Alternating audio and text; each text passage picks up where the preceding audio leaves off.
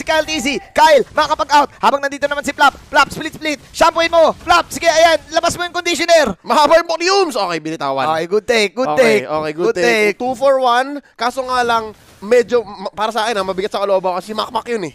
Patay si Makmak. yun eh. Pero ang galing ni Makmak eh. Oo. Pagka pagka-spear niya, patay niya agad isa. Ganito, hindi lang si Flap ang kayang mag-scatter ng kalaban. Si Makmak din. din. Kasi isipin mo, kapag pumosisyon ka ng ganito, mabibilliards ka eh. Oh. Mapepektos ka sa likod eh. Oy, teka lang, Kuya Leo ha. Wag. No. Okay, oy, Si binalik. Guys! Binalik si Guys dito. Tingnan natin. Flap TZ, nagkakarangan. Oh! Walang kwadsado to, walang kwadsado. Si Guys! Ah! Lord! At mukhang libre ang Lord.